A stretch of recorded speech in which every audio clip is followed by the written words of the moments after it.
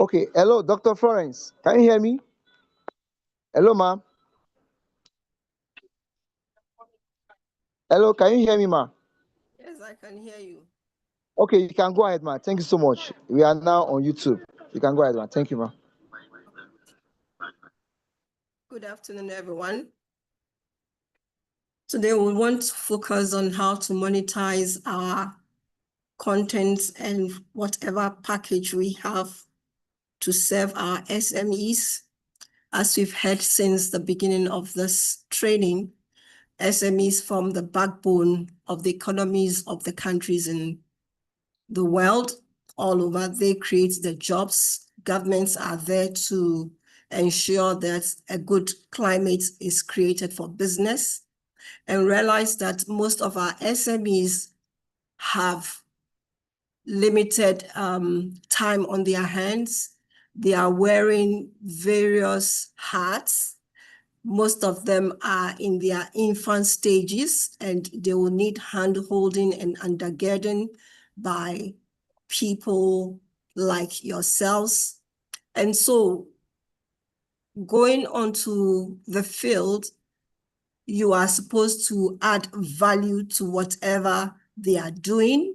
They do not have time like the government sector, where people are employed to come and occupy space and produce nothing. They are expecting results, and so they'll pay you not for the work that you've put in, but the results that is being translated into money coming to their businesses. And so I'd like us to look at some of their pain points and where we can tailor our services to meet them. So we have some of them having challenges with getting customers. How can you help such a person to get more customers coming in either through the door or virtually through their virtual shops?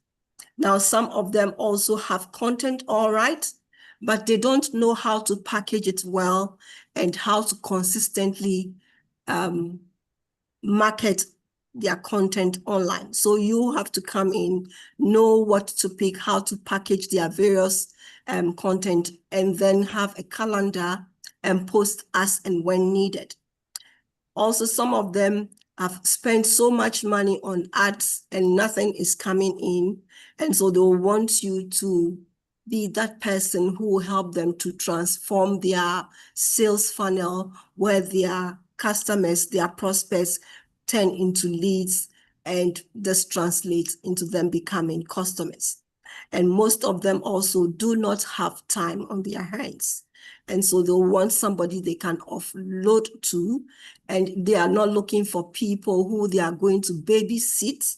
They are looking for people who are competent, who they can delegate to, and they are assured that results are going to come out. So these are the pain points of SMEs, and that's why we want to fill that gap. So having heard of that, let's look at what we can do to help them.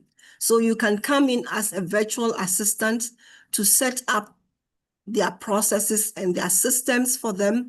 Some of them are very poor at record keeping. They are very poor at keeping even track of customers, tracking those who are owing them and going out for they're chasing after the money. So you have to come in, set up these automated email systems for them, manage their projects using tools. And so you have to be conversant with the tools available for SMEs to be able to adapt to their businesses. They are looking for operational efficiency. So if you are going to save the owner of a business 5 to 10 hours and make that business scalable, you are going to be in business for a long time with such an entity. Then you are looking at client nurturing, setting up their customer service where you are managing their inbox, you are responding to basic inquiries and following up on emails. And most of our medium and small scale and micro enterprises did not climb the academic ladder. And so there are literacy gaps. And they would want people like us to step in and help them with that. They've been running the rat race, going around in circles. They'll want somebody to show them the way out to scale. And so coming in as a virtual assistant helps you to be that go-to person who can structure their businesses for them. And so we're looking at you helping them to retain their customers and ensure that the customers do not pass through the cracks. They buy once and they don't come again. You follow up with feedback, where there are reviews, especially when you are managing their social media platforms, where there are reviews, you quickly respond to the reviews, and then you escalate it to management and for them to act on. Now, when you are a content creator, you look at repurposing their content bundles. Maybe you look at their website, rich information. So you package these information in the website into reels, into video clips, whatever, and consistently reach out to their audience so that they'll become visible, relevant in the online ecosystem. You are looking at social search engine optimization, where you look at their writing. Sometimes people are not coming to their website just because they are not using the keywords which need to be used so that when there's a search, their websites pop up. So you have to go into their website, check keywords for that sector, and change whatever content they have there so that when people are searching for businesses with those kind of backgrounds, theirs will pop up. So it will lead to lead generation so that organically they can grow online.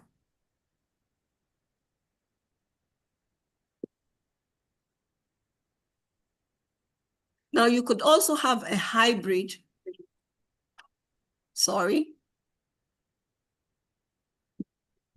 you can have a hybrid service where you could have projects where you go into a business, you look at a project they're about to launch, you look for checklists, coordinating their assets, scheduling the new product, do everything that has to be done for the launch of that product or service, which will translate into revenue acceleration for them in a well-organized and efficient way.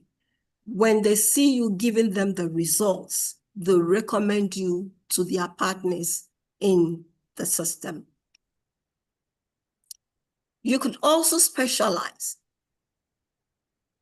Some of us have professions before we want to take up this virtual assistantship or content creation job. So you could tell yourself, I want to specialize maybe in serving doctors, generalists.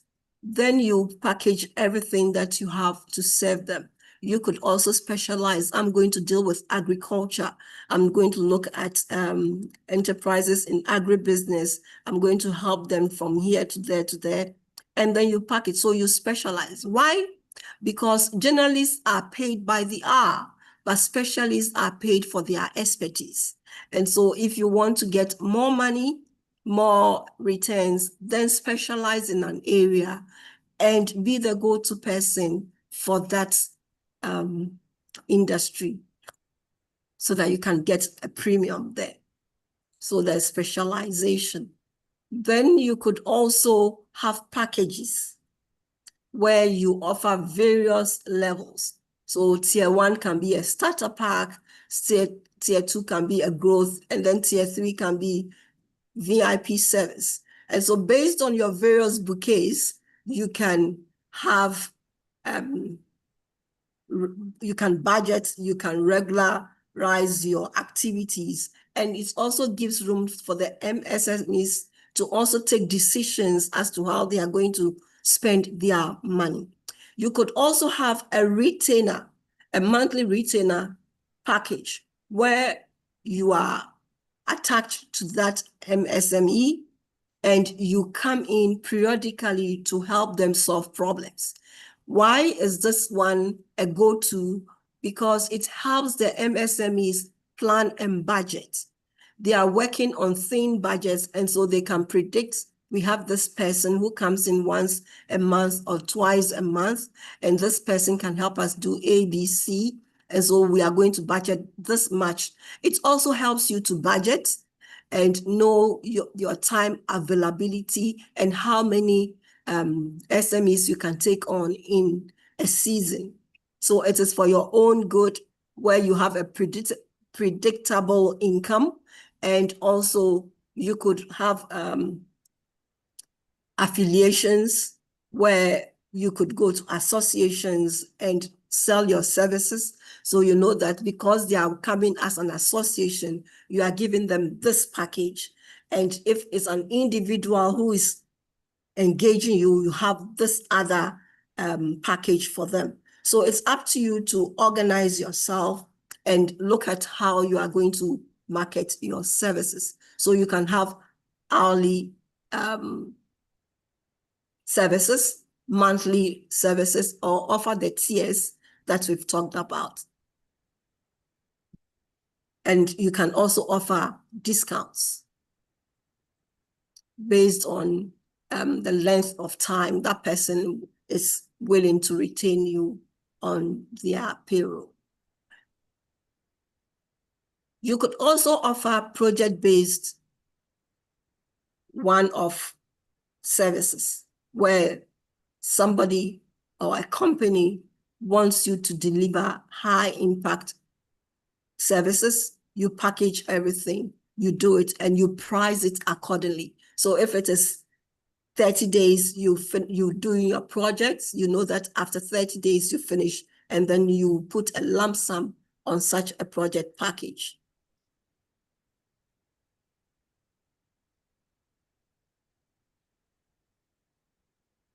Now, aside building all these packages, you need to increase your capacity. So let not this training be the end all of your capacity building journey.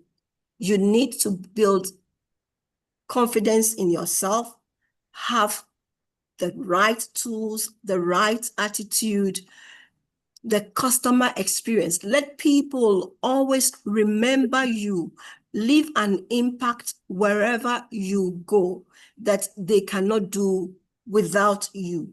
And so build an authority in what you have engaged yourself in. Have as many templates as possible, which you can tailor to whatever organization would want your services. Just like Canva, be the living Canva, where you have templates for almost everything any SME needs. So as soon as you get the job, you just cut and paste, and there you go. But you add that special touch because of the scope that you have been given. And you could also become an auditor of systems, where you audit people's social media or business processes, offer advice as a consultant. And so you are on the way of not retiring. That is what we want, where you are constantly in business, you are constantly upgrading yourself, you are becoming an authority and a go-to person. And out of all this, you can create your ebooks, you can create your courses, and you can become a trainer, where because you have acquired expertise, you can pass on what you are doing to others for them to also take over. So at a point in time, you can have a number of virtual assistants over under you, where you become the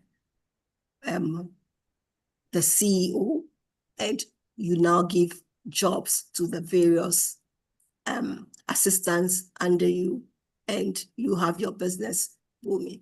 Are there any questions so far? Are there any questions? So let me ask, if there are no questions, I like asking questions. Have we heard of digitization, digitalization, and digital transformation? These three words: digitization, digitalization, and digital transformation. Have we come across these words?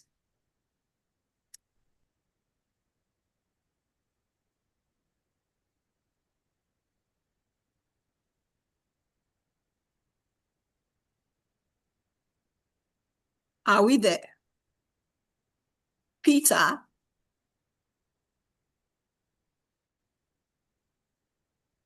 Peter? Is Peter with us?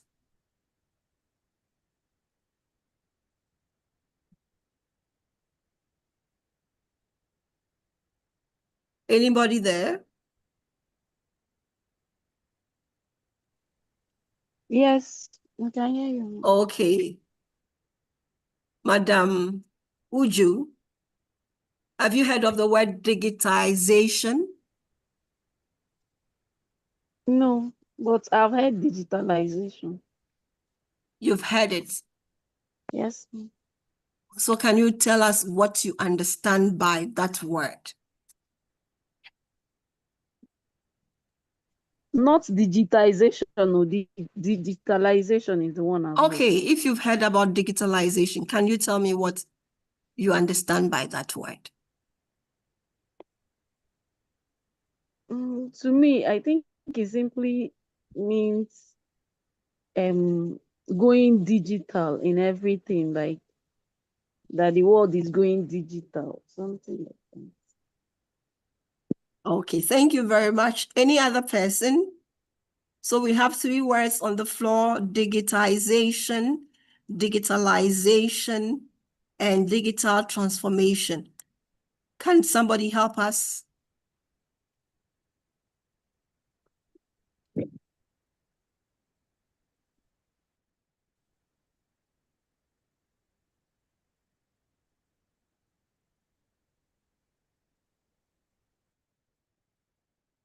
Deborah?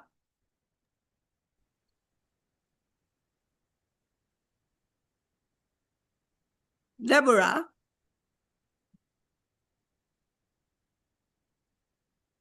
Hello, Deborah.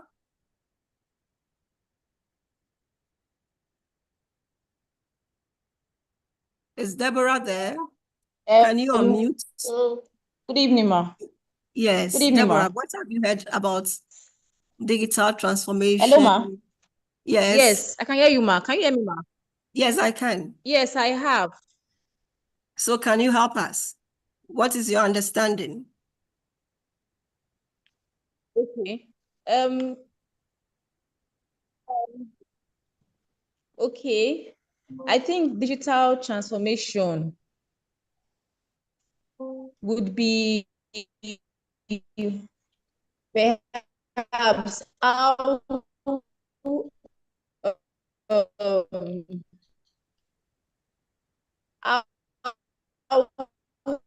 the mode of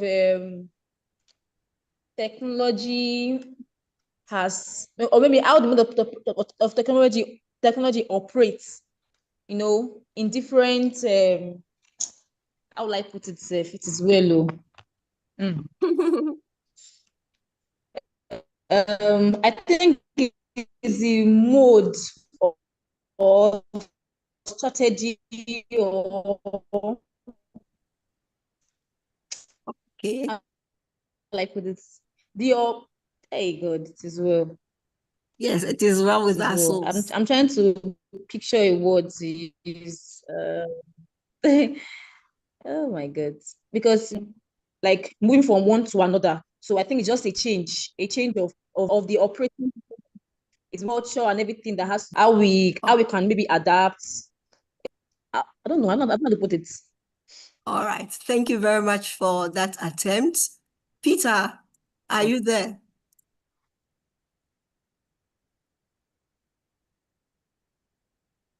Peter? Peter Caswell. All right. We need to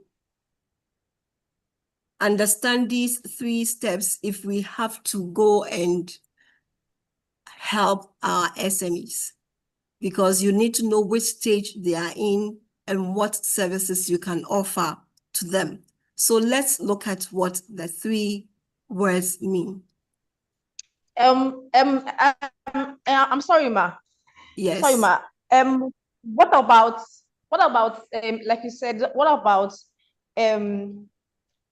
how we improve as technology comes on it, how we adapt to it and improve and move with the flow, you know, Okay. with the services and technology, and how we improve, how we adapt to the All system right. of technology that we need each and every day. All right. You know, Thank you very much. and get you know, All stuff right. like that. I think that's, for me, that's my own simple way of trying to like explain the digital transformation. All right. I'm very happy with all the responses I've received so far. Maybe Now I'm going to give you, digital will now be okay. Continue, ma. okay, I'm going to give you very simple analogies. Now let's remember when we had libraries. When was the last time anybody visited a library?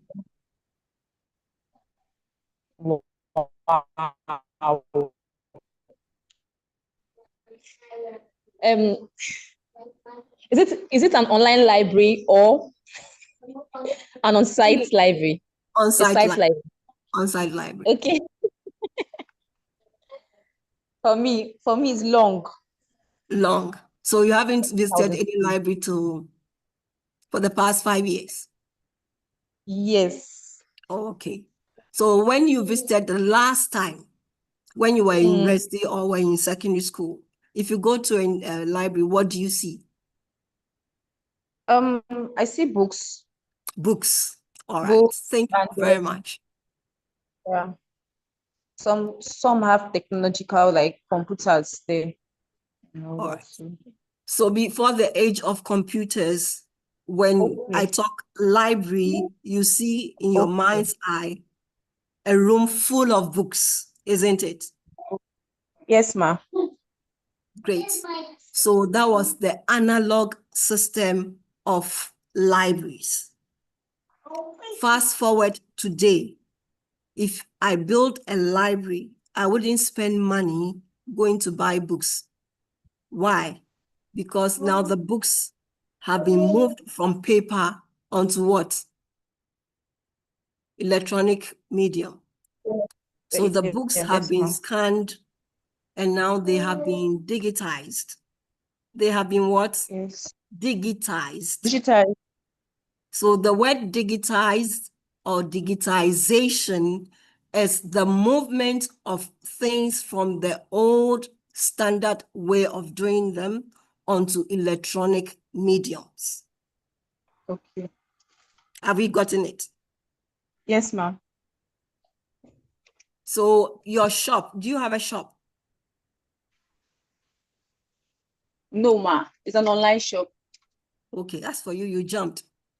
Is there anybody who has a physical shop?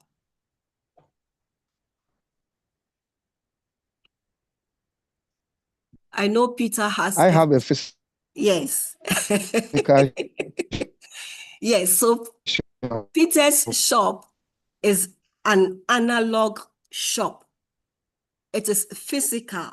I can walk into that shop. Now, when Peter decides to put his shop on WhatsApp Business, he has digitized his shop. Do we get it? Are we all on the same page? So Yes, digitization, Yes, please. Yes. moving something from a physical state into an electronic state. So it is tangible, but it is not visible. Do you get the difference? Peter's physical shop, I can touch it. His virtual shop on WhatsApp Business, I cannot touch it, but it exists. So we are saying that the virtual world is an existing world with rules, with everything that we have in the physical world. So anytime a business decides to go digitalized or digitized, that business is competing with every business in the world. So in the virtual world, there's no small business, there's no big business. You are all competing on the same page. So have you seen why it is very necessary for our small, medium, and micro enterprises to be able to get a mindset change that things are not the same as in my small corner. Now I am competing with Unilever. I am competing with Nike. I'm competing with eBay, with Amazon. I'm competing with Alibaba. I'm competing with Temu, Ishtar, and all the virtual shops in the world. So I cannot think only my area. I have to think global. Now let's look at let's look at digitalization. As we go into the slides, we'll have case studies. After this training, you realize that you are going to review some of your operations. I know Peter right now is going to set up a WhatsApp Business profile. Now he'll have a shop there. And after having a shop on his WhatsApp Business page, he will need a payment system. If he was collecting money fiscally in his physical shop, he now has to get a payment service provider integrated so that he can collect his money virtually. Peter has digitalized his money collection system. So he's digitalized his money collection process. So when some of your processes are digitalized, you are using electronic means to facilitate work, we say that you have digitalized because now you are bringing value to your customers. His customers who would have to walk to his Cape Coast shop to buy will now be in their homes. They'll place the order, they'll pay to him, and he will send the products to them by a delivery or logistics agent. He has added value to his service. The people would not have to travel to him, and he would also receive his money. So he has digitalized his processes. So that's digitalization. Now, digital transformation. Now, Peter says, wow, I have now learned how to do a website. Now I can also integrate e-commerce into my website. So when you go to his website, you see his shop there. He has made a payment system arrangement with Paystack. And so Paystack is able to collect his money for him.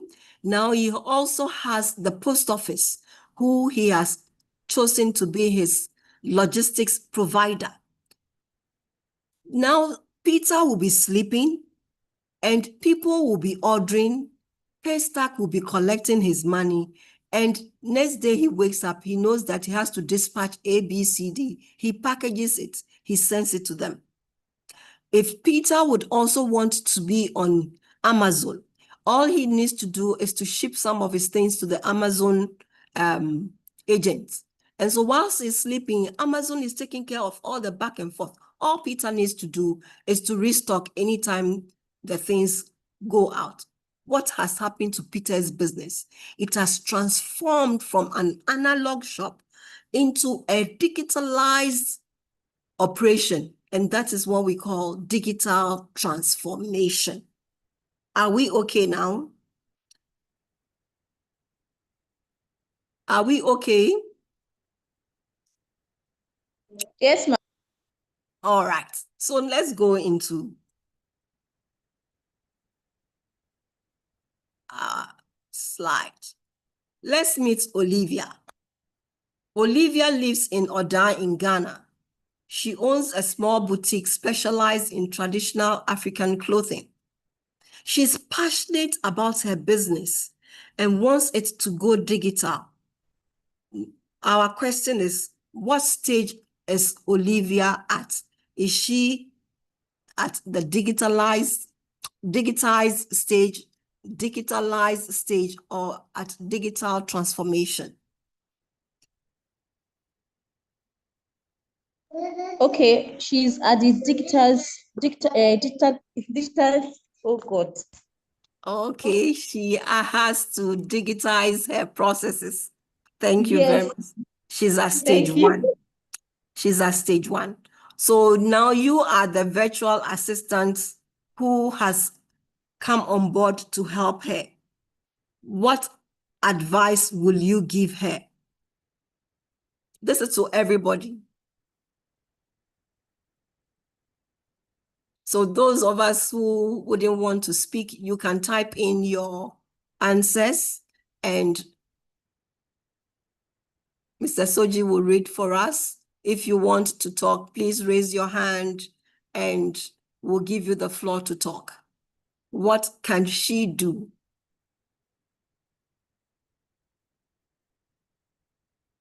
If I don't see any hands, no answers, I'll call volunteers by name.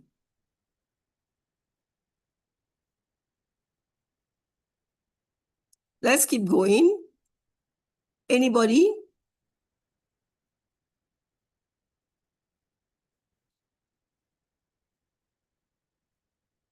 Who is ready? Madam Uju, what will you advise Olivia to do? Okay, ma, I will tell her about the digitization, that she needs to create flyers and then or websites, or to create a digital platform where I can advertise her boutique for her, so that she could reach more audience, and also create a beautiful pictures of the kind of boutique she has and the materials, and create beautiful pictures to attract the people that the materials. Okay, thank you very much, Uju. Peter, what will you advise her?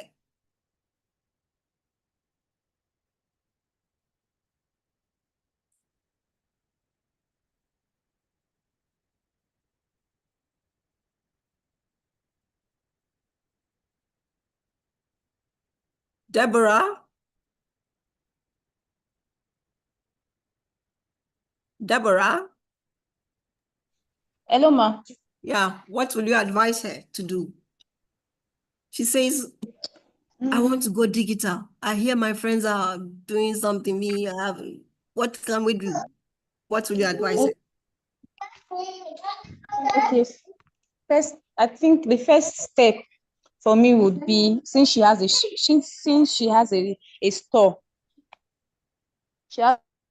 the first step will be for her to create a website so that she can get people to be aware that she is online, and then, get her products widely known and recognized for her to start selling online.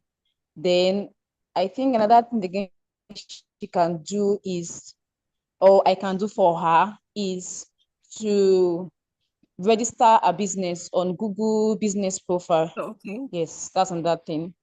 Then I also introduce her to the payment platform where, not the e-commerce per se, maybe start from the normal websites, but probably to do that. But I don't know if she's also, if she's even using digital payment formats. So I don't know. So I also include that for her also. Then she can also start promoting our brands online to build more customers. I think that at least can be a start. All right. Thank you. Good consultants. Now, with such a case, she says, I want to go digital. You ask her, Mom, do you have a smartphone? Maybe she doesn't have a smartphone. So the first thing is for her to have a smartphone. And then you ask about her accounting process. Do you keep records? Oh yeah, I don't. I just pick the money. So now you introduce her to what? Record keeping. And so you have to study the business, look at their processes, and then you start from what she has. So that's for Madam Olivia. Let's go on. So digitization is the process, as we said, by which a business converts some tools from an analog to a digital form. So her shop is there. You can move her shop physically and give her what? A virtual shop. Thank you, everybody. Now let's look at the second case. That's Grace the bag maker. Grace is a bag maker. She keeps records in a book.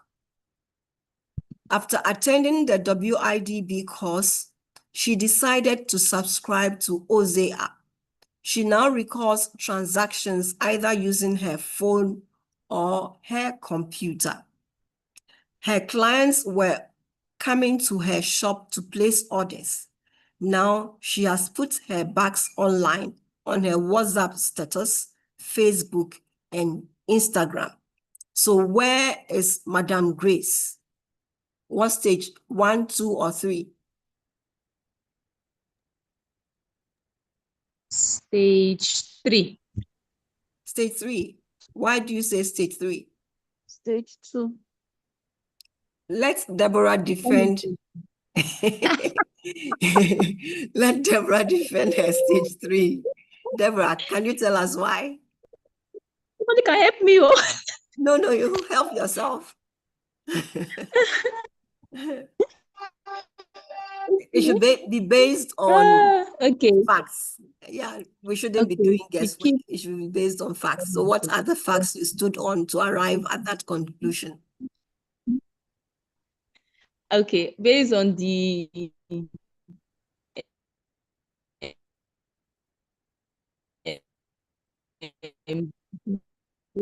of digital transformation, Mhm. with digitalization.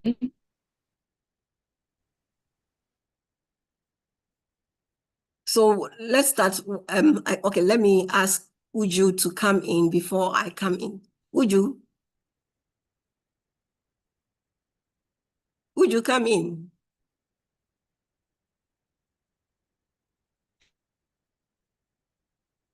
Hello, Uju.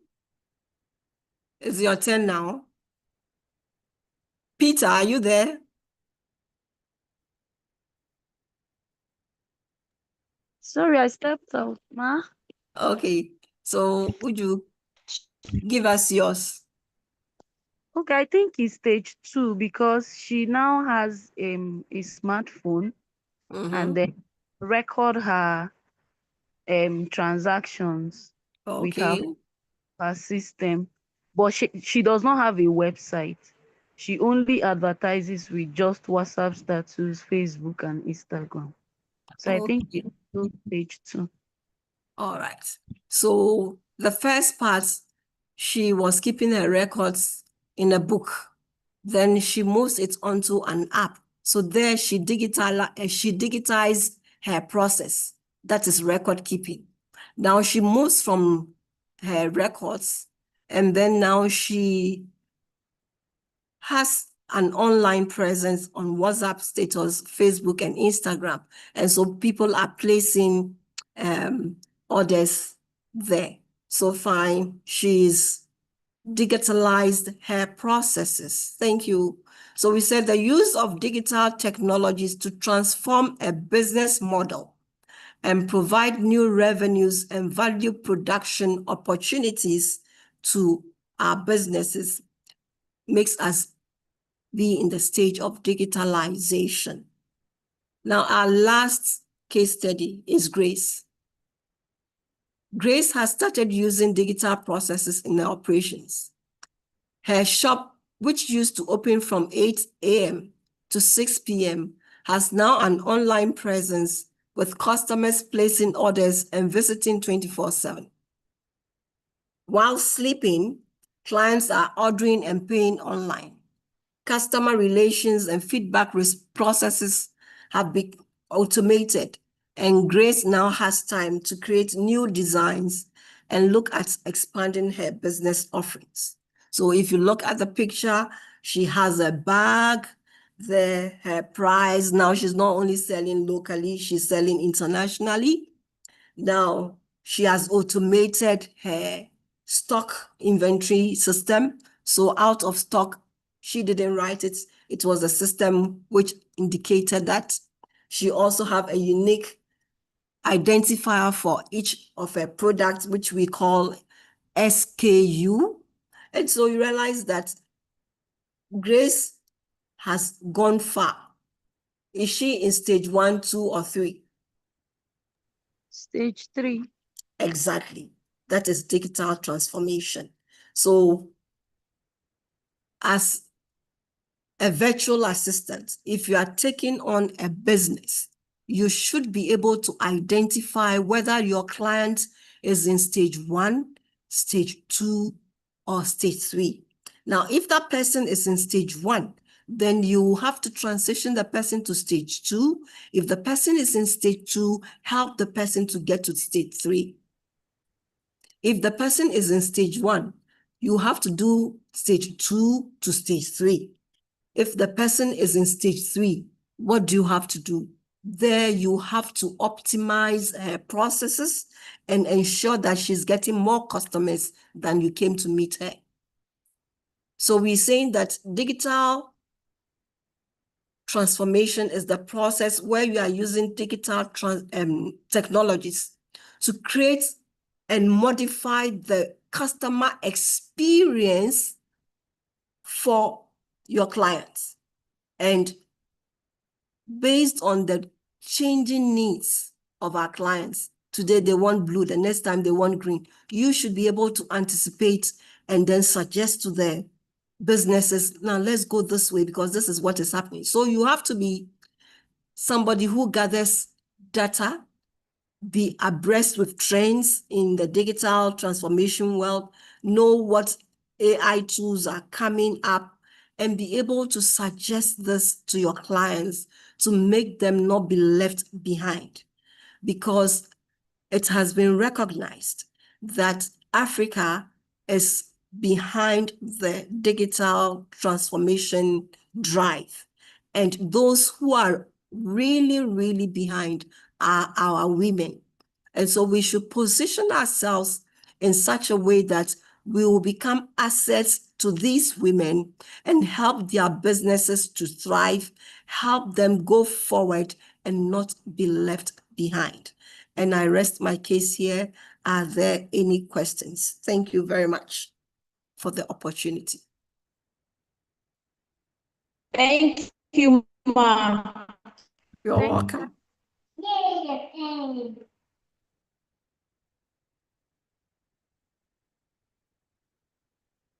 Any questions?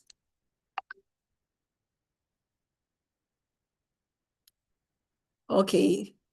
If there are no questions, I'll hand over to Mr. Soji.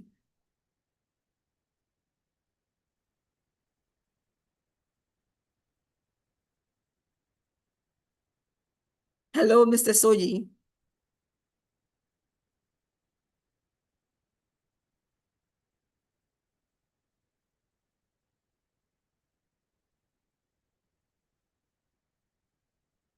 Randani. Florence. Do you have anything to add? Thank you for the wonderful transformation, a wonderful presentation on digital transformation. Yeah, what can I add? I think the other, I'll just step back to some of the things that you were talking about.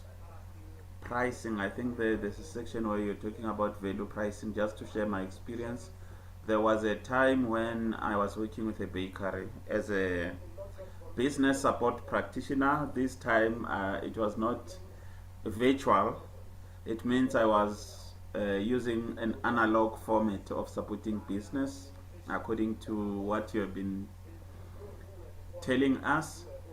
One of the opportunities that I looked at that aligns with what you were saying is that there are business support programs that SMMEs may not have time or expertise to apply for.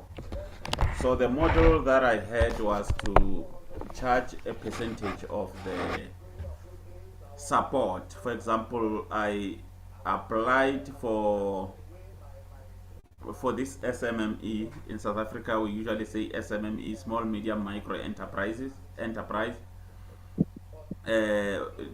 I applied for support with equipment like ovens.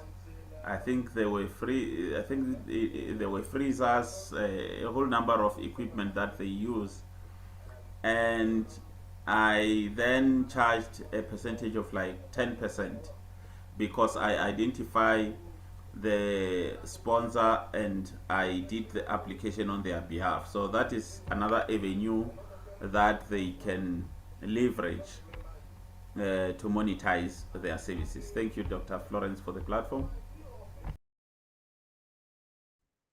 Thank you, Mr. Randani. Is our moderator in? Moji?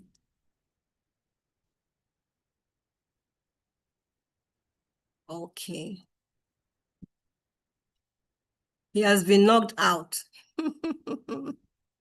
Okay, I'm back. he's back.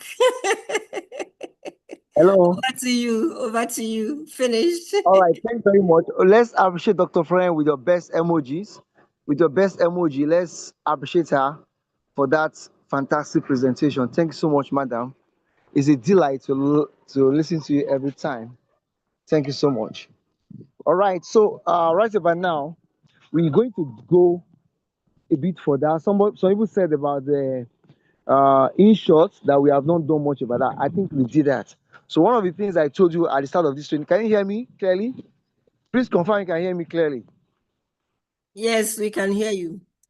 I told you that you have to subscribe to our YouTube channel. YouTube channel is like a permanent classroom. Zoom is like our temporary classroom.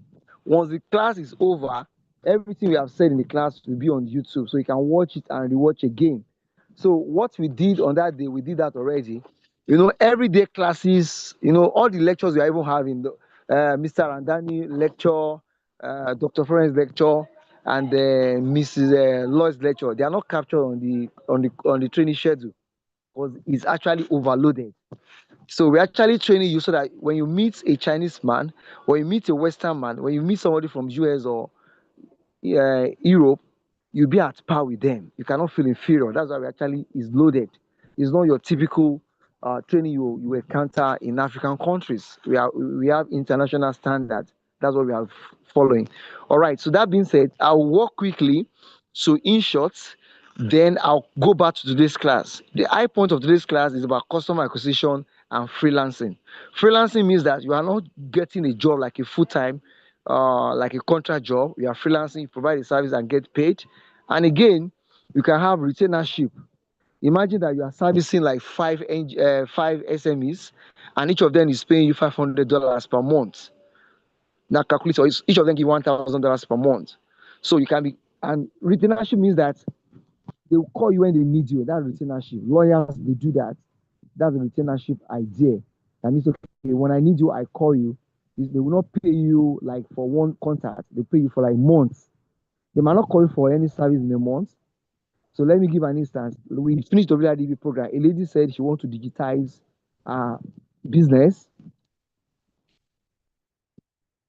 She wants to digitize her business, and she contacted me. I said, okay, she needs someone that will build a app for her, an app, and I referred the person to her.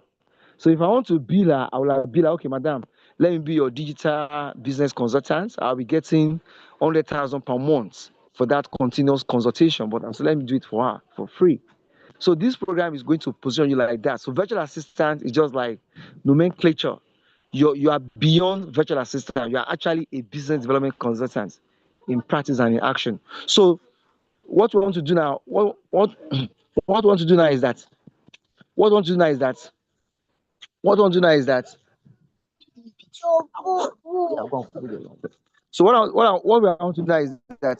we want to look at how to build a business plan and also how to write a CV.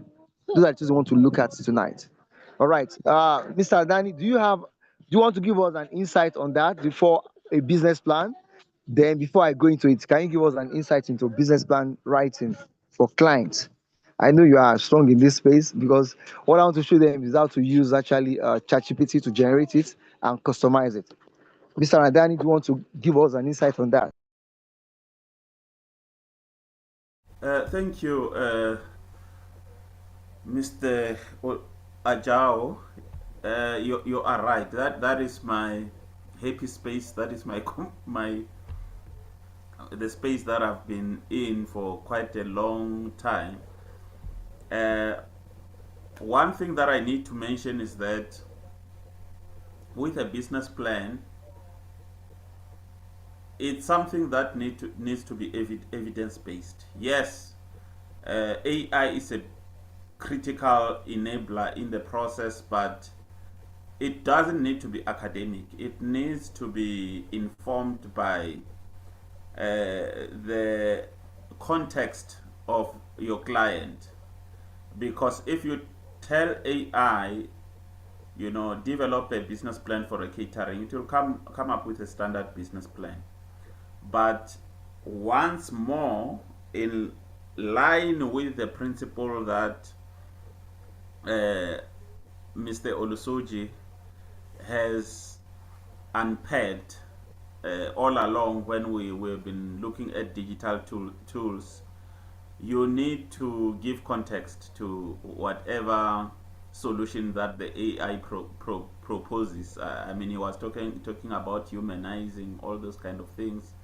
So as far as the business plan is concerned, you need to make it talk to the reality of your client, and it must be evidence-based. It must be based on factual information on the ground, the demand in the area, the customer preference in the area, the target market that your client is targeting. And one other mistake that people make is to create a business plan in a disjointed way. One critical aspect of the business plan is that you need to switch on this part of your brain that the customer is king. And from the customer moving to the market, I'm saying the market is very important. Everything starts with the market, because it is the market that will tell you where the business of your client is supposed to be situated, or whether it's properly situated. If it's in analog format, the location, because there are some business that need to be there physically, depending also on the target market. They might have another online store, but some of them need to be physical. So it is the customer who will tell you where the business is supposed to be. It is the customer who will tell you on which platforms, social media platforms, you need to market your business. The customer will tell you the kind of equipment that you must buy. So everything revolves around the market, the knowledge of the market as far as the business plan is concerned. Finally, you need to link the market with your finances. There must not be a disjuncture between marketing information and your financial projections. And that is an area where you'll need to spend most of your time, because at the end of the day, it's nice and well to come up with a business plan that is professionally packaged and looks polished, but can you interpret the figures? We usually say that the financial plan is the business plan in figures. So the financial plan must talk to the the rest of your business plan, because it is simply expressing what your ideas in numerical format. There's a lot that one can say, but given time constraints, thank you, Mr. Olusuji. I'll choose to stop there.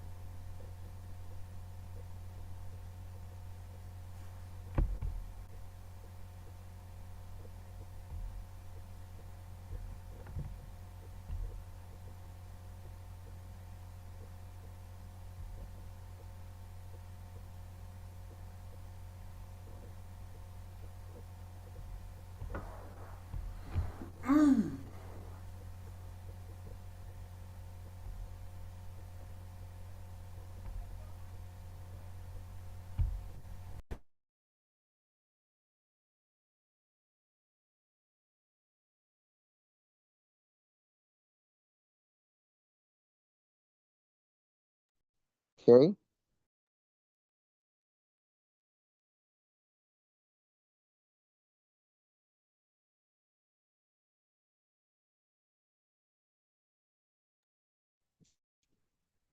Medan is muted. Okay. Oh shit. Tomorrow, tomorrow.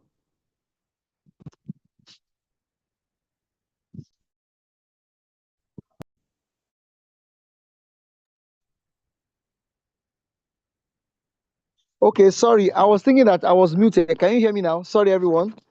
Can you hear me now? Loud I and was thinking clear. I was. I thought I was muted. Okay, thank you for that introduction. So what I'm saying is that business, most of them they don't have business. That was they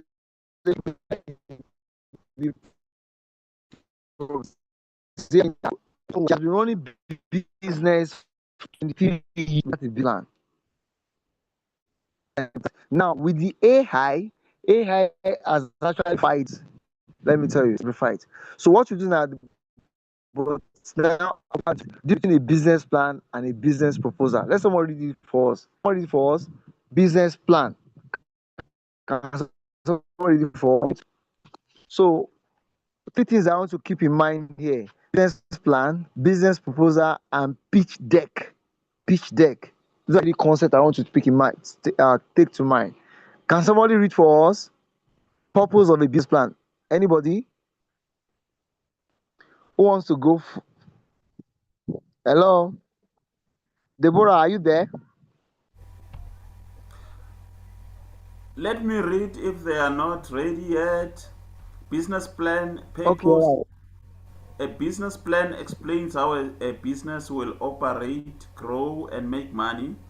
It is mostly an internal strategy document, though it can also be shared with investors or lenders. Who is it for? It's for founders and management, investors and banks, strategic partners. When is it used? Starting a business seeking funding, what it contains, executive summary, business description, market and competitor analysis, products or services, marketing and sales strategy, operational plan, management team, financial projections, revenue, cost, cash flow, and risk analysis. All right, thank you very much. Now let's go to business proposal.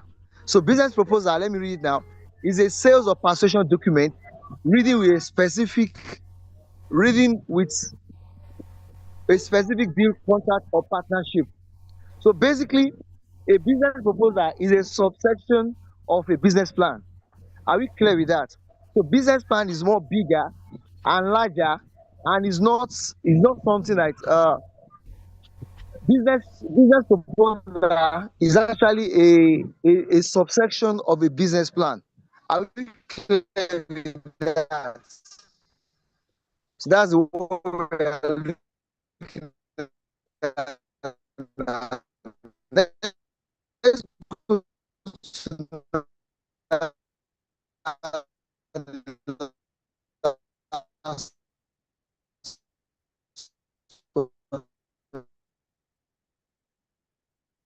now, a deck. So the element of a business plan is that it has, look at the elements: executive summary, business description, market and competitor analysis, then product or services, what you want to sell, marketing and sales strategy. So basically, globally, business plan is a business plan. So instead of you saying, oh, how about just go to ChatGPT and say, give me a business plan and give a startup capital, how much you want to start with, $2,000, $5,000, or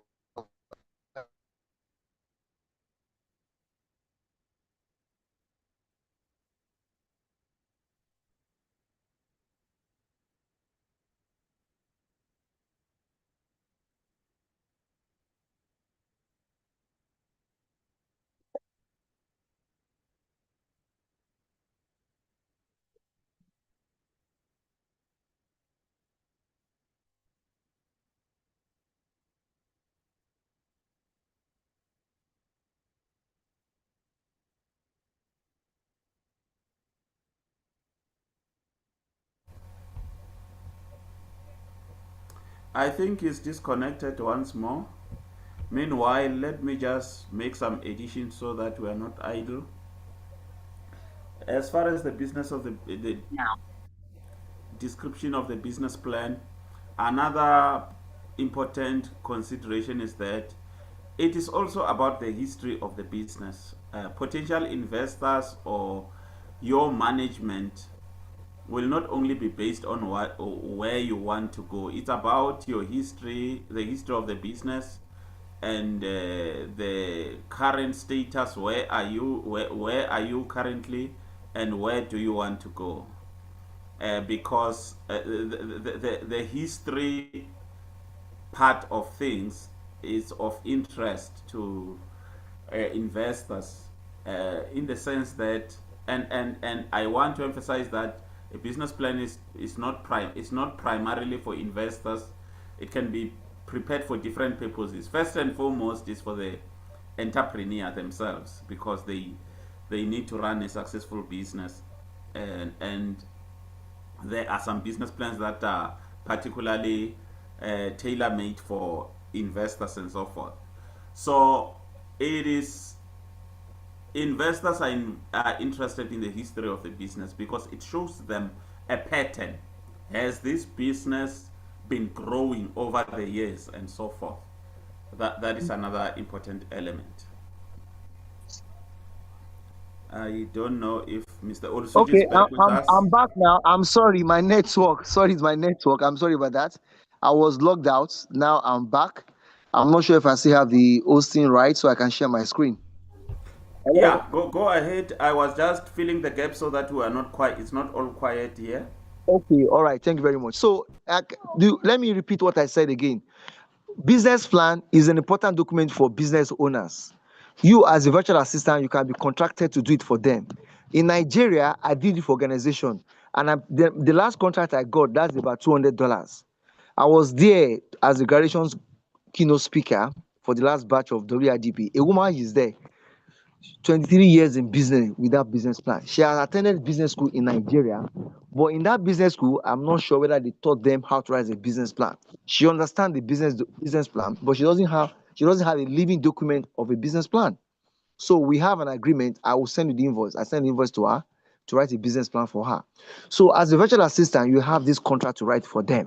I wrote it for a man who was looking for a bank, what's it called, loan, and he got it.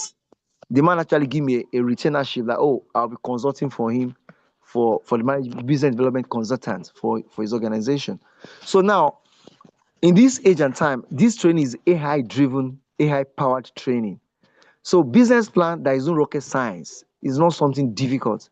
Now, you will use AI to generate it, but you will not copy and paste it. If you do that, of course, people will know that you use AI to generate it. There is something about the business plan, like what we call unique selling proposition.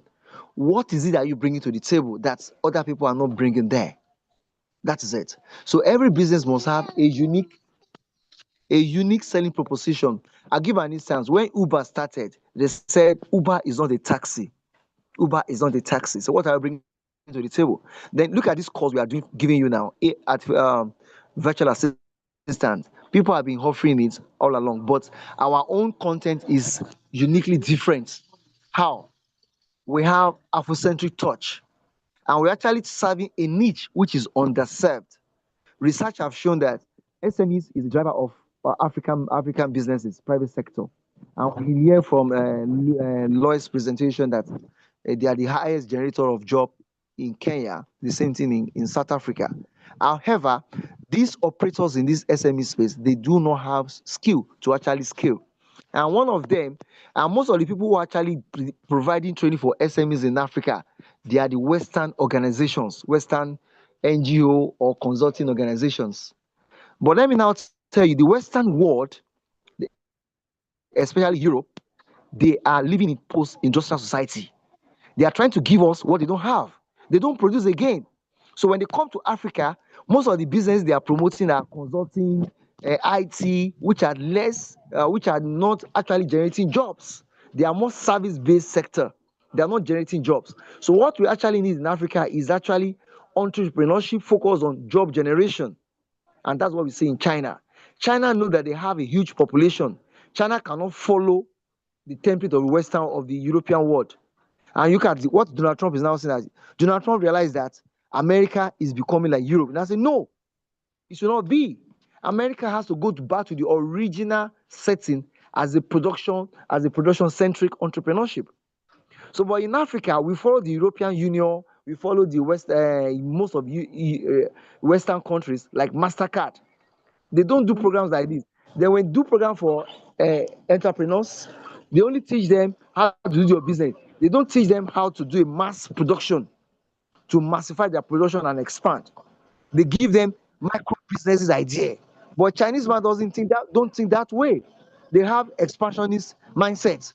So here, when you're working with, hello, somebody's mic is unmuted. So if you're working with SMEs, one of your job is that expand their mindset, their worldview. This madam I was telling you that she actually manufactures shoes in Nigeria. You know what she does? She do shoes for somebody who's getting married, customized shoe. I say, madam, why are you thinking like this? She said at a point she was thinking of outsourcing the production of the shoe to an Italian shoe producer. I said, madam, where are the Italians getting their shoes from? It's from China. So most of them, so the entrepreneurship space in Africa has been colonized by Europe. And Europe is now a post-industrial society. If you see somebody of 18, 20, 25, 30, 40 years European man, their brain sense, their business sense is consulting, oil in the oil and gas sector. They don't have a production-centric mindset. But in Africa, we actually have to do that production. There is no way. And one of the agenda of the Europeans is that they don't want Africa to industrialize, believing that if you go to industrialization, it's going to have consequence on environmental pollution. That's one of their secret agenda. But now, Donald Trump has said that climate change is a scam. Climate change is a scam. I'm giving you all this background before I go back here now. So when you're talking to these SMEs, you have to open their worldview, their mindset, from micro mindset to expansionist mindset. So in Africa, we have somebody SMEs been SME for 10 years. SME is not a permanent condition, it's a temporary condition. You graduate. Like Dangote started as SME, buying cement and selling cement, now becoming a manufacturer of cement. But most of SMEs are they are stagnant. They are not expanding because they do not have expansionist mindsets. So in your business plan, when you're crafting it, you craft it to give them that vision.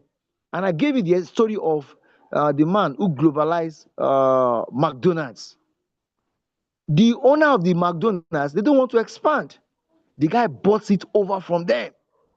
People are demanding franchise. Then the owner say, "Oh, we cannot keep pace of this one. Can you do it?" That is it.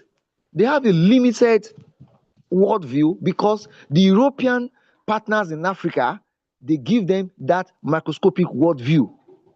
But so for this course tomorrow, I'll share some of the insights about the Chinese mindset. So basically, what I'm doing in this course is I'm actually influenced by more of Chinese entrepreneurship mindset, not about European entrepreneurship mindset.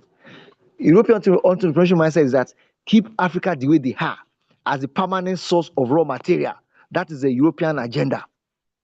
But that is not good for our continent. Our continent has to go from raw material source to actually a production factory. There's no way we can play with that. Having said that, let me take your question, then I now go to my action. Any question on that background? Any question or contribution? So let me now go to my job now. So I want to design I'll use this woman in Lagos for you who has been running a business for 23 years. Can you imagine? Now imagine that in the age of AI, should that be the case? No. Business plan is not a rocket science. Every business plan has some basic components. So AI has been programmed to generate it for you. Once AI generates it for you, you have a responsibility to put your human intelligence. With your human intelligence, you're able to customize it, personalize it, and give it unique selling proposition. So it means that if you go to AI and ask a business plan, what you will get, even for what I will get. Even if you get the same thing by my use of my whole human intelligence, even if two of us solve the same problems and we get the same results, I bet you my own human intelligence will make the difference because I'm going to customize it, personalize it, and humanize it. What you get on ChatGPT is a machine language. So your creativity is needed to put unique selling proposition. All right, let me start now. Enough of that. So let's go. It's a technical document and is one of the pain points of SMEs. They do not have the vision. And if you don't have a vision, you will remain stagnant. So they just say, we are doing fine, we are doing fine. So how can somebody be selling tomatoes for 5 years? So what milestone? If I do this for this time, what's the next phase? What's the next stage?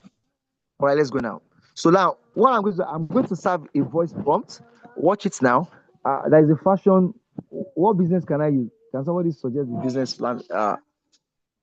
Okay, let me say.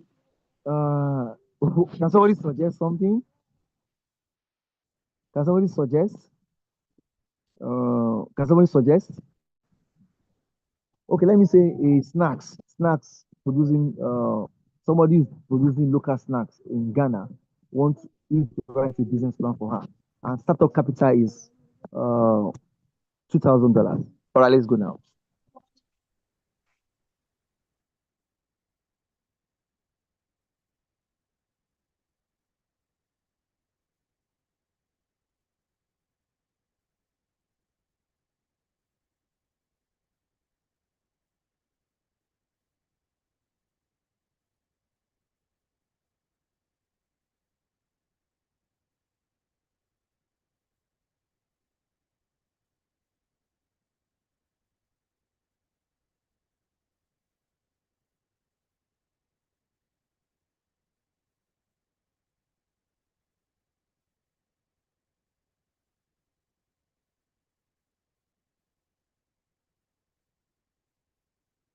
Okay, I need somebody to read for me now. I've sent the voice prompt. You see the voice prompt now. It's coming on. I've served the voice prompt now. It's coming. I don't know. Maybe the network is no. Okay, let someone read this for me. Okay. It's not good. Let me try again. It's not good. No, no, no. Okay, let me try again.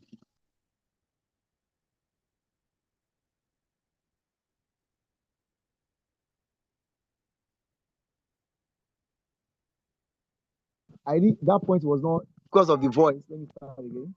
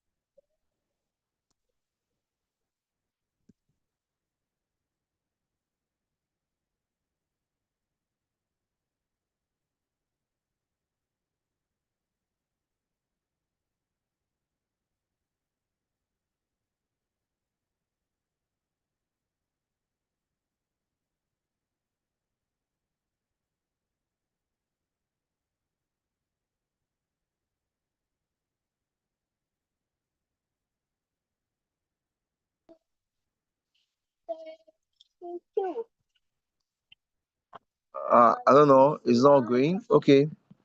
Let me start it again. Give me a business plan.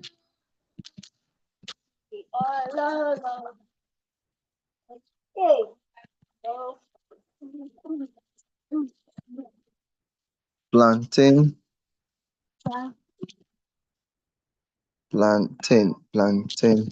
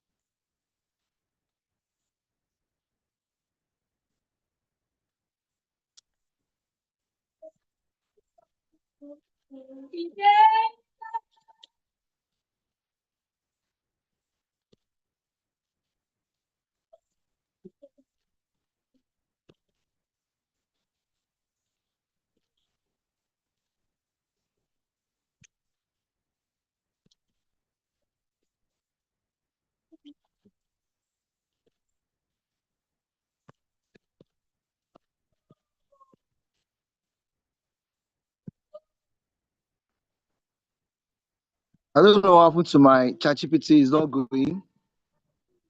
So I don't know. Let me see now. Select all.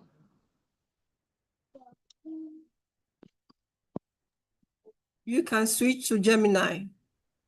Maybe my okay. I'm thinking of that. Let me try. Or let me use Croc. Let me try Croc. I've overused it anyway. So that's why you have competition. So let's see now. No, I was thinking there's also okay, let me try Croc. if you have closed Let it, me see. it will work. Eh? If you You said close it what? and open, if you close the ChatGPT, then open it, it will work. Okay, if I open it again, right? Yes, sir. You close it, then Okay, let's open try. it. That button, there's a button there. Okay. So I know. Okay, but let me try. Let me try Croc anyway. They are competitors. Let's see. Okay, let me see now. So this is actually give me image of a business plan. Don't worry. Let's try it. There are many options. Okay, let's go back again. So it's giving already a business plan, but let's go back to our ChatGPT. I close it and open it again. Let's see. So The only thing, okay, is closed. So that's it. I'm starting a new chat. Let's say I was going to bring it on board now. Still coming up. Uh, or maybe I've exhausted my credits. Okay, it's coming out. Okay, good. How can I help you? Thank God. Okay, it's coming out. Okay, let me see now. Uh-huh. Give me a business plan for a plantain chip manufacturer based in Lagos with a startup capital of $2,000, including USP. Make it fundable by banks and investors. Okay, let's see. I'm not sure this thing will go. It's not going again. It's not going. Let's see. It's going. Okay, good. It's going. I'll get the backup for now next time. I'll get the backup. See now. Okay, let me see. Let me see now. Today, not today. Just wait for me. I need to get this. I actually used this one for the last business plan I did.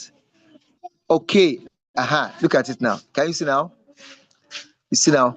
So business name, Lagos City Chief School. Location, plantain chip manufacturing and distribution. Vision, to become the leading premium plantain chip in Lagos, known for quality and healthy snacking. Mission. So you can see now, this is what you generate. It's now left for you now, copy this one to your Google Docs, which I showed you yesterday, and customize it for your clients.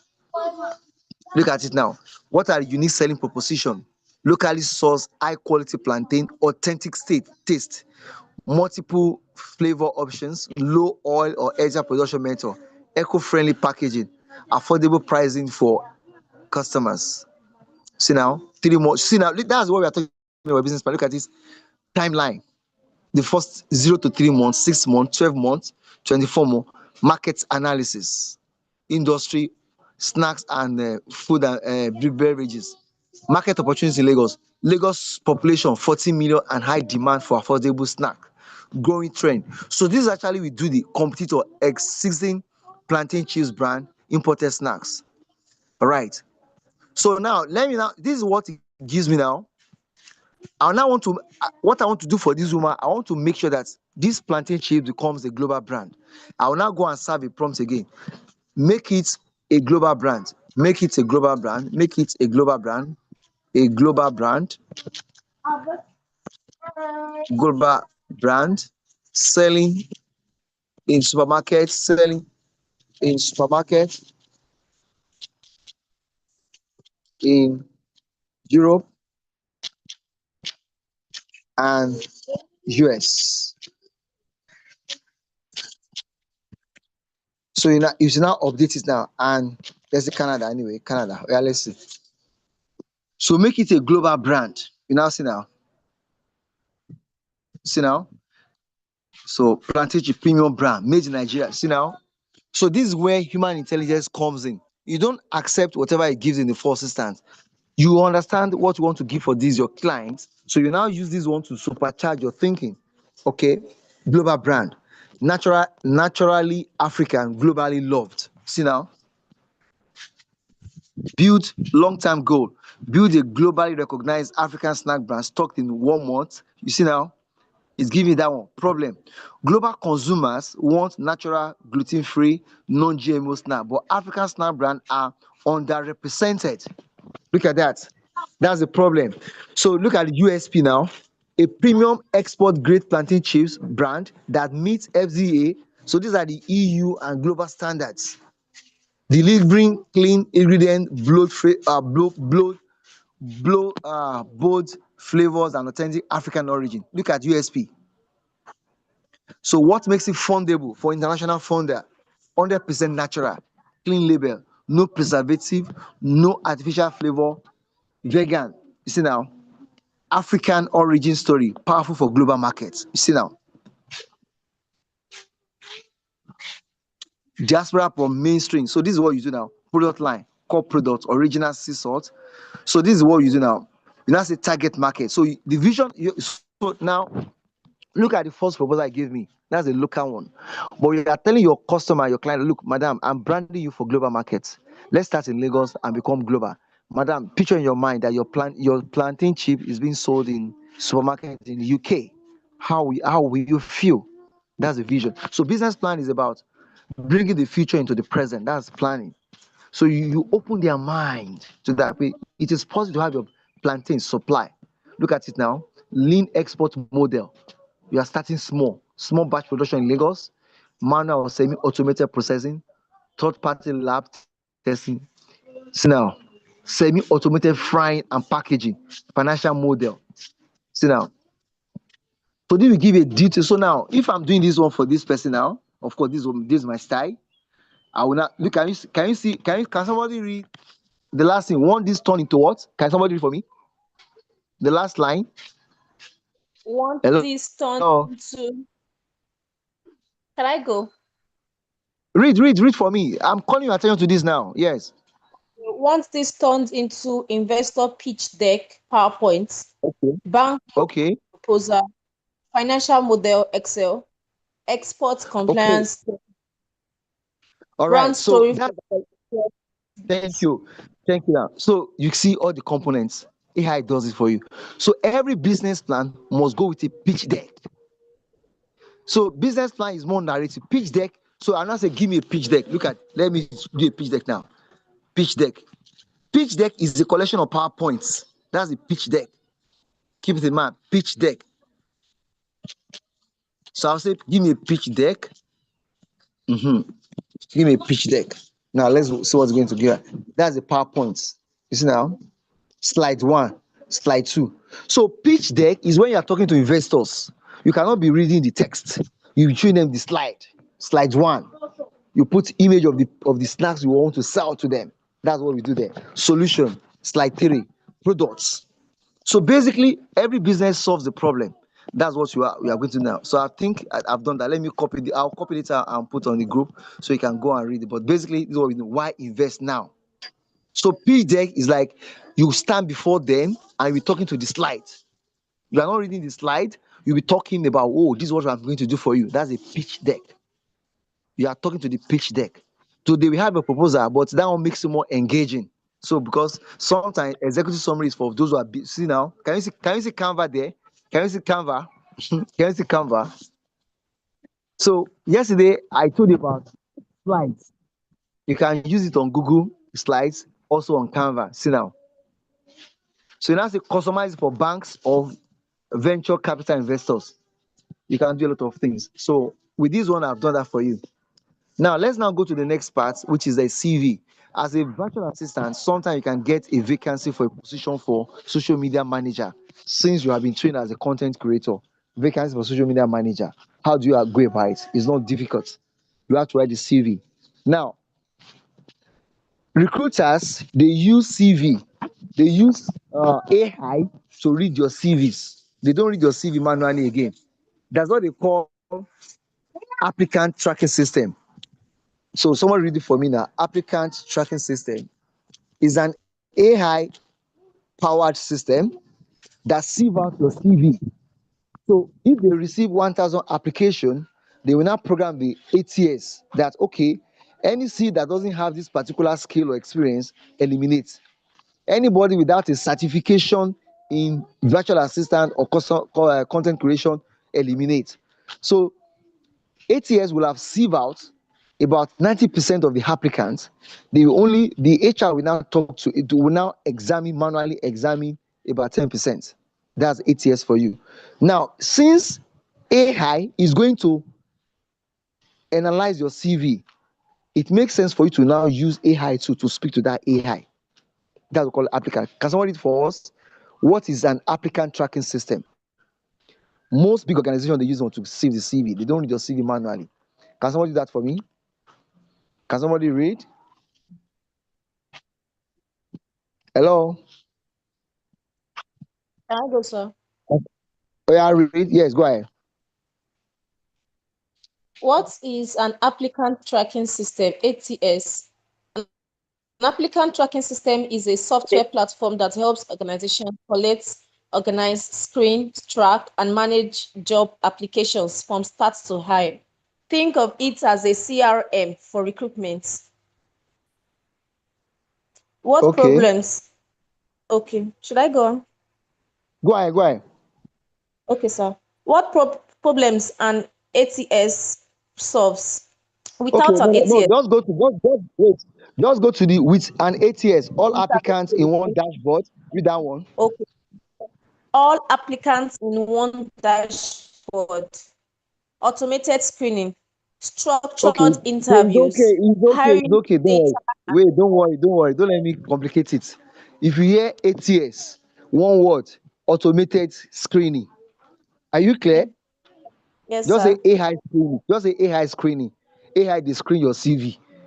So no HR will read 1,000 emails I'm hereby apply for. There was a time I applied for a job.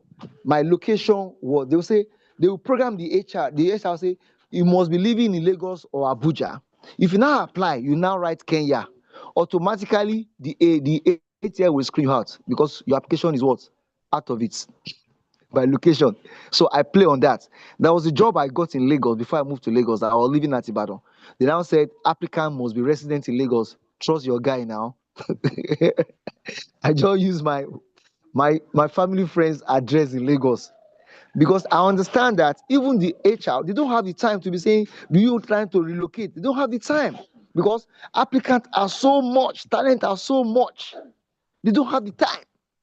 You see a vacancy on LinkedIn in 1 hour, they have like 200 applicants submitted. So ATS they use ATS to deal with you. So HR they feel like a demigods. All right, so let's go ahead now. So now, if now I want to write a CV, let me now take it to a place now. If you see a vacancy, your job is not to now sit down and be writing story that ATS automated machine will screen you out. Don't waste your time. What you will do is that you go to the job description and job requirements. So my question is that what is job description and job requirements? Job description and job. Who can tell me the difference between the two? Job description and job requirements. I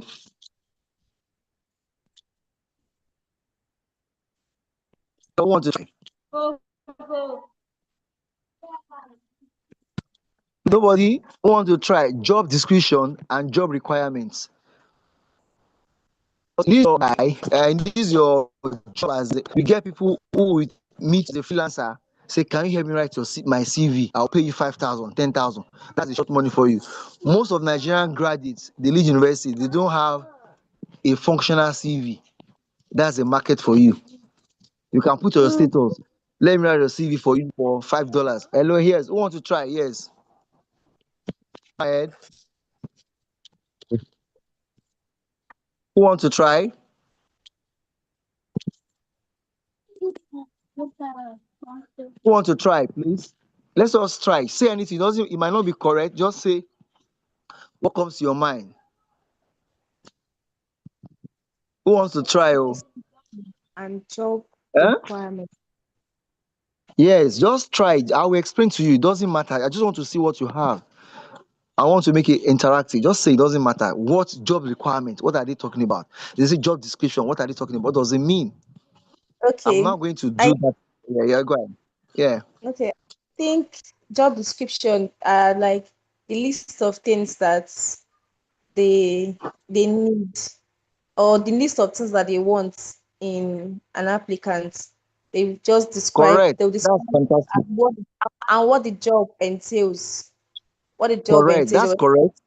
You Then are the job correct. Don't talk requirement. too much. Yes. Okay. Job requirement. Go ahead. See, Okay. Then look the at the job requirement. Go okay. ahead. Then the job requirements will now be the what they need from that applicant that they are looking for that position. You are right. You are right. Don't talk too much. So all the skills you are learning on this course, that is it. Look at it. Okay, read requirement for me now.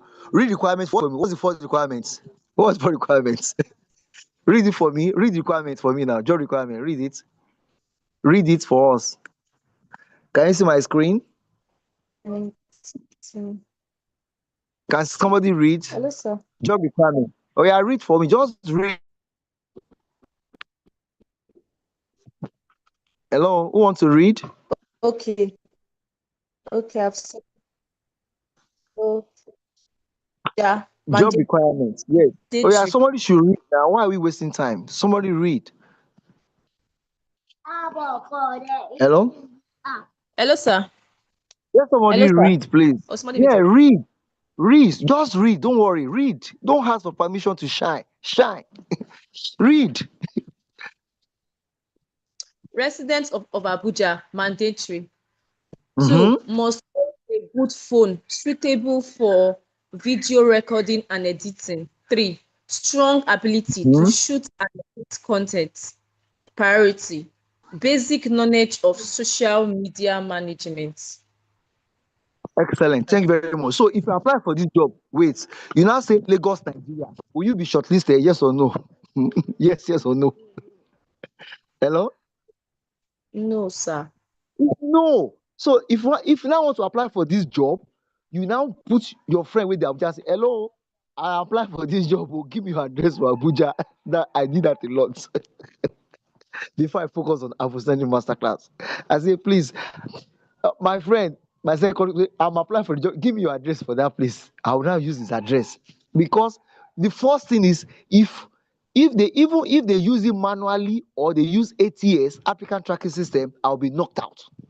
But this thing I'm telling you, most graduates in Nigeria don't know. That's a market for you. The course today's class is freelancing and customer acquisition.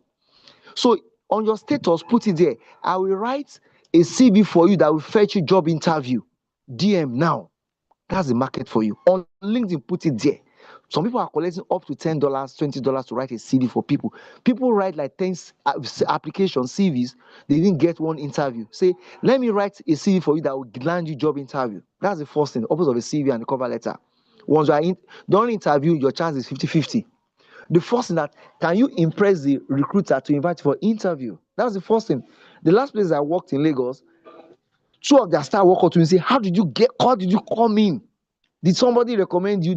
I say, no, I just apply. It was that I know that I'm very good in CV crafting. But what did I use? AI. My sister, my brother, I use AI. So I look at the job description and job requirement. What you now do is that your CV you have already with you, all right? So the skill we are giving you, those are the requirements for you to serve as a social media manager, as a virtual assistant. When I'm teaching you in short, can you see now? To shoot and edit content. So when you say, can you edit a video? You say, yes, I can. What app can you use? I can use InShot. All those skills we are giving you, those are the requirements you are going to meet. Can you create Google Form? Yes, I can. Can you use Google Drive? Yes, I can. That's what we are doing. Can you write a business plan? Yes, I can. So there is something they ask you that we say, and they don't teach me. Are you getting the point? These are requirements. So now you are not just doing it for yourself.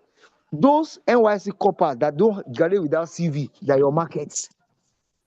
Now, one of the easiest market you can do that, you can go to their school, say, come, the final year student, they have association. Can I come and help you teach your final year student how to write CV?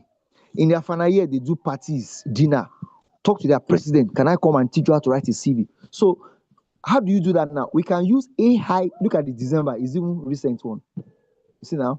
So 26 December. So if you want to apply for this job, let me teach you my trick. You copy your CV. Okay, look, let me do that for you. Let me do that. You copy your CV. You copy the job description. These responsibilities. This is actually description. They can use different words. These are the job description. These are the requirements. You copy these two, job description and requirements. You get it now? You copy the two of them. I'm trying to copy. I don't know why it's not copying. But let me just do that. I'll think I'll be with that now. Okay, see. You copy the job description and requirements. You now go and copy your own CV. When you copy your CV, like this is CV for list and requirement. That was your market to do for you. Here we give you one. So if you have the experience, we look at your experience in the past. That's Hello, are you clear with that?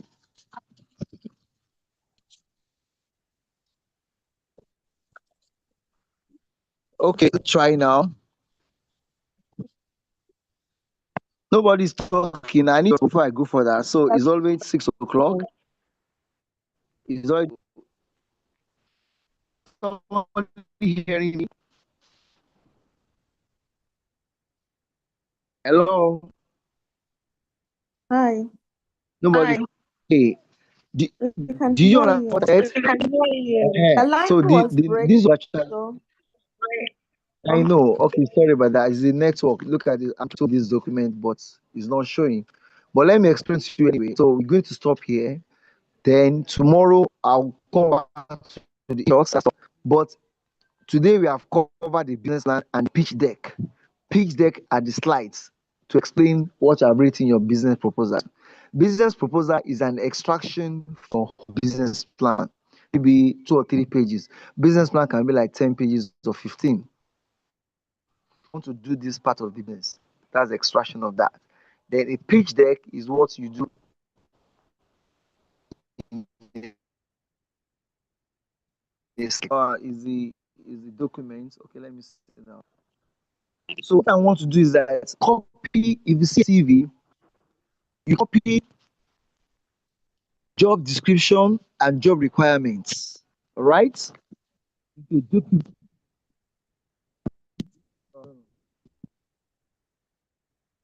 now ask your typing to say, write it for me, speak to job description requirements, send it as a prompt. So you copy everything together. You put job requirement and description in one page. You now copy your CV too in one page, and now copy everything as a single copy and paste on ChatGPT and say, give me my CV that speak to these requirements and description. It will give you a fantastic one. Once you get that one, you now say, okay, give me a cover letter on this CV. You will get it. Are you clear with that? Are you clear with that explanation? Nobody's talking. Are you clear with that please, can you explanation? go back? The line was breaking, so I couldn't really hear anything. Okay, what is that? Okay, watch now. Look at this. This is job requirements. And so you copy your CV. If you have a CV, use my CV. Let my CV. Look at this now. You say you pay your CV like that. Say let my CV. Let my CV speak to the above. Let my CV. Let my CV respond to above. So this is job. Look at this. This is job requirement, responsibility, job description. All right. You will now say let my CV. This. Let's say this is your CV now. CV. Pa, pa, pa, pa, pa, pa, pa. CV will be on that like this. You now say, let my CV respond to above. Just wait and see now.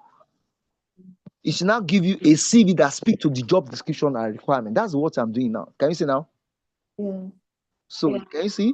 You're seeing now. So your CV, look at it now. Can you see TikTok and do? Yeah. Can you see portfolio there or drive? I taught you about drive yesterday. You have to have a drive. So maybe tomorrow I'll touch on that. See now? Smartphone. Can you see what's the core skill? Read the first skill for me. What's the core skill there? What's the first skill? A smartphone Hello? Editing. Okay, can editing. you see calm down. Can you see CapCut in short? Can you see Canva? Yeah. That's why we teach you this Canva. Social media, if you see a vacant social media manager, apply. You are there. You master Canva. I've taught you in short. You now know AI. Hey. So you have what it takes to get the job. You have it already. See now. So you are content creator already. See now. So now, based on this, you now say what now? You now say, give me. Can you see now? Can you see? If you want, Yeah. I can optimize for ATS screening. Can you see it? Can you see that one? So ATS is the one that will screen you, not the HR. So now say, give me a cover letter based on above. Give me a cover letter based on above. Cover letter based on above. Based on above. Based on above. Now wait for it now. The address on the cover letter will be Abuja because they say Abuja is compulsory. That is, but many graduates in Nigeria, I don't know what obtains in Ghana, they don't understand it. So it's a business for you. That's a freelancing. So on your status tonight, put it there. Do you need a CV that will land you in your next job? DM. See how many people that will respond to you. That's the option. See the hiring manager. See now, editing, publishing, short video. When I told you to go using a smartphone, you don't need to use big camera. Phone, your phone. See, can you see now skill such as CapCut, InShot? Out of the three, can you see CapCut? Can you see CapCut there? So out of the three things they say, mobile editing tools such as CapCut, InShot, and Canva. I've taught you Canva and InShot. Out of three, person will score 3/5, 2/3. That is 75%. You see now? You see now? See now? All right. So thank you very much. Let me take your question now. It's already 7 minutes past 6. Normally, I don't want to go beyond the time, but most of you don't join the class on time, and not very good if you don't join class on time. All right. Yeah. Any question? Any question? Any question? No. No. Okay, if there is no question, so tomorrow is a graduation. If you have not paid your payment, please do that. Make your balance payment. Those who pay advance, please do that and make your full payment.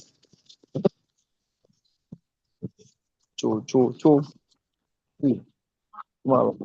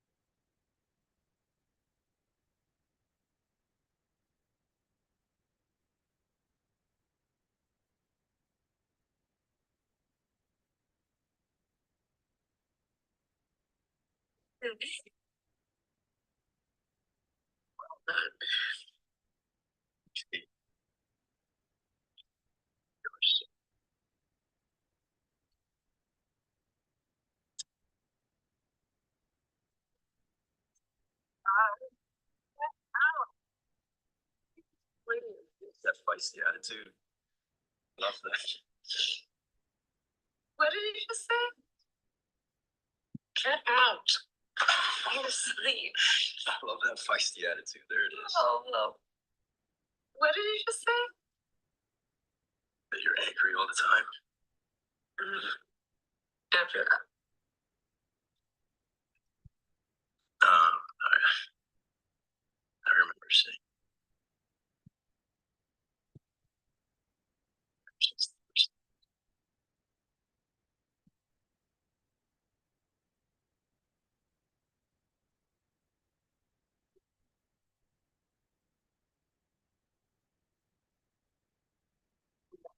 I don't know. It's different. You radiate. I don't give a fuck attitude, but in reality, you do. You're courageous. You're smart. Passionate. Feisty.